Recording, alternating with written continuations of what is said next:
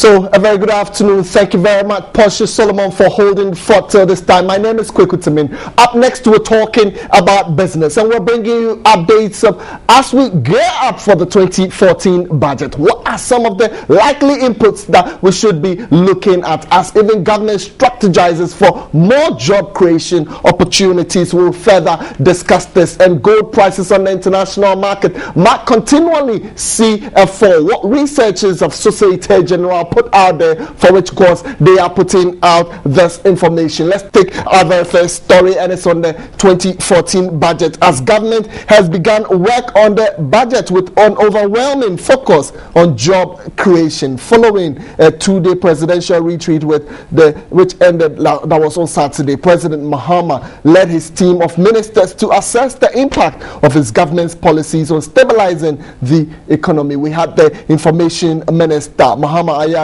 saying that the various sectors of the economy are working on their inputs to ensure their development strategies have begun significantly on all those job creation opportunities. Well, he disclosed that all the ministers committed contributions to our economy and also projecting to the future, looking at how bullion could help us as the Ghana cedi may depreciate further 10% from a record low against the US dollar by year end as inflation accelerates and a weaker gold price reduces foreign exchange inflows, according to Societe Generale. The currency of Africa's second biggest bullion producer will probably fall to 2.4% per dollar before the start of 2014. Well, a London-based emerging market strategies at SocGen said in an email that is sent out with respondents giving out to questions. Well, the government expects the cedi to stabilize as foreign exchange reserves increase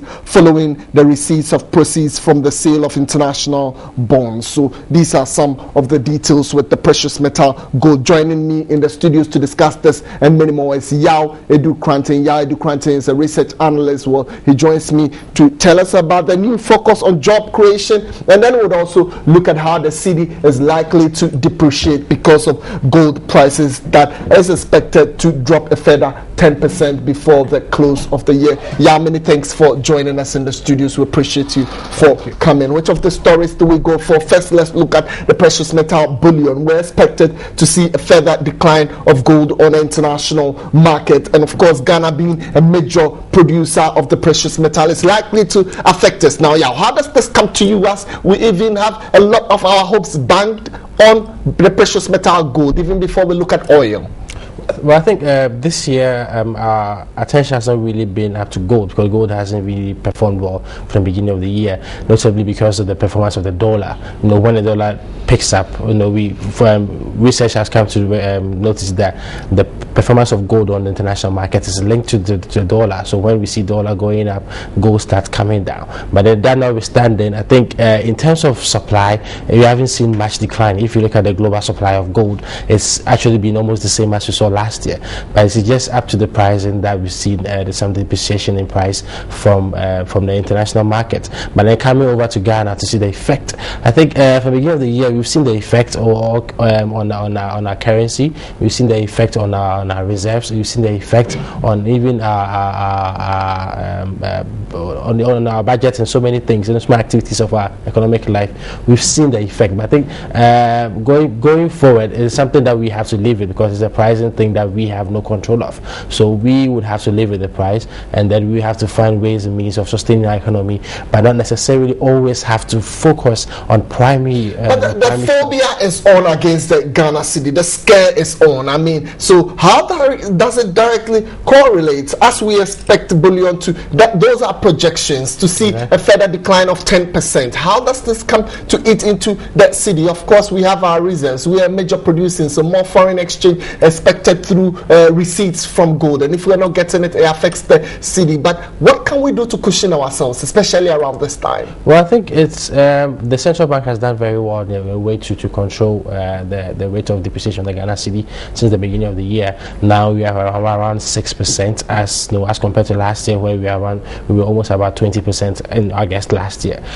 Looking at going forward, I think it's not necessarily have to be the impact on the Ghana cedi hasn't really been felt as we had all expected. From the report that we were reading from Societe Generale, they're saying that the Ghana cedi might fall to about 2.4 cedis to a dollar. We think the reasons that they gave with respect to inflation, for example, inflation is around 11.8 now. They're saying that the inflation is likely to go up, but then we looking at Ghana, looking at the prospects from even for the now to, let's say, for the next 2 or 3 months, inflation is not likely to go up as we're expecting. That's if we don't get any shocks in the economy right now. So right now, going forward, inflation is expected to be quite stable, and then we expecting now even our reserves have gone up to 5.7 billion. So we expect the Ghana cedi to at least for the next month or two. Crude oil would also be a factor that's going to bring in foreign reserves. That we're not only going to rely on gold, but we have other reserves that we avenues of getting more foreign. Other stakeholders have called that, look, you are an agri-producing country. Focus more on your agriculture rather than look into your mineral resources. Do you think this is something we should consider? I think the solution really is not necessarily about agriculture or oil. I think the solution really is for us to basically try and industrialize. If we are able to industrialize, we will not import more. Our importation might go down a little bit, and because the situation with the Ghana cedi has to do with the way the demand is going up. We mass up a lot of the Ghana cedi, chase after the little US dollars we have in the economy, and we all push it out there just because we're going in to bring goods into the country. And if we're manufacturing by ourselves, of course, these difficulties will be saved. Very well, quite well explained there. Let's come to the retreat over that weekend. Now, His Excellency is saying that 2014, I'm looking at job creation. Is this the drive where we should go? Well, I think in a bid to move our economy upward, I mean, in a way for our economy to improve, we also have to look at job creation, and we have to look at exploit other avenues apart from the traditional avenues that we have for job creation. We should look at more or less, making even use of our financial. But has this not come at a difficult time when we're looking at all these labor agitations, all this unrest? Just a short while ago, Pastor Solomon was with somebody in the studio trying to definitely talk about some of the difficulties they go through on the labor front. Yeah, on the labor front, I think right now the biggest problem of the government is how to control its wage bill. So I think the way forward is through the private partnership, and then this is a way to, so that at least it will not, although there will be job creation, it will not be, the burden will not come to government to be paying all these people, and it will have ways and means to create more job avenues in this country. There are so many ways we can create jobs in this country apart from the traditional ways. We should as I said, it's about time that our politicians and those in their offices be creative enough to come up with various avenues of job creation rather than opening up MDAs and stuff. No, we just have to find ways of. But there's so many avenues. Even in the oil sector, we have so many avenues we can create jobs in this country. Even in this mining sector, if we want to, we can do it. And that's what His Excellency the President is committed to doing within the 2014 budget. Maybe just before I let you go, Yao Edukwantin is from NDK. He's a research analyst. Just before I let you go, let's look at the Ghana cedi's performance probably within the week. Quite interesting. Have you seen any significant change with the Ghana cedi? I keep talking about injection of some good foreign currency into our economy. Have we felt any bit of it pushing the cedi? For the past 2 weeks, we've seen the Ghana cedi being quite stable. For last week, we just saw some marginal decline. It's just about 0.18 pesos, and today it was totally stable. Somebody has called that stability a temporal measure.